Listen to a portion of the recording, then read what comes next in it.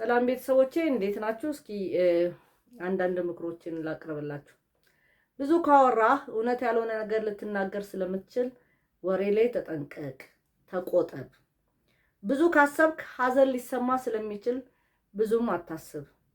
ብዙ የምታለቅስ ከሆነ በደንብ ማየት ላትችል ትችላለህና አይንህ በእንባ ብዛት ደክሞ ብዙ አታልቅስ። ብዙ የምትወድ ከሆነ ግራ ልትጋባ ትችላለህና መርጠህ ውደድ። በጣም የምታስብ ከሆነ በጣም የምታስብ ከሆነ ሰዎች ላያደንቁህ ይችላሉና ችግር እንዳይገጥም።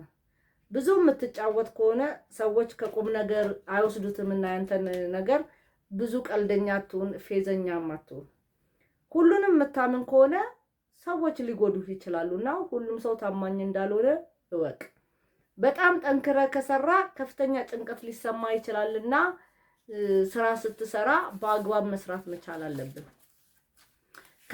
ከመጠን በላይ ከበላህ ከመጠን በላይ ክብደትህ ሊጨምር ይችላልና በልክ አድርገው መብልህን። ብዙ የምትተኛ ከሆነ ምንም ላታደርግ ትችላለና ስራ ፈት ትሆናለህ።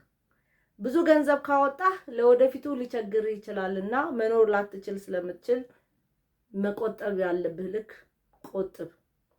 ከመጠን በላይ ሜካፕ ከለበስክ የተፈጥሮ ውበትህ ይጠፋልና ከመጠን በላይ ሜካፕ አታድርግ።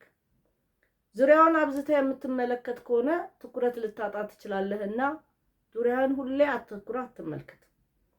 ህይወትን አጥብቀህ የምታሳድድ ከሆነ ሁሉንም ነገር ልታጣት ስለምትችል አጥብቀህ አታሳድ።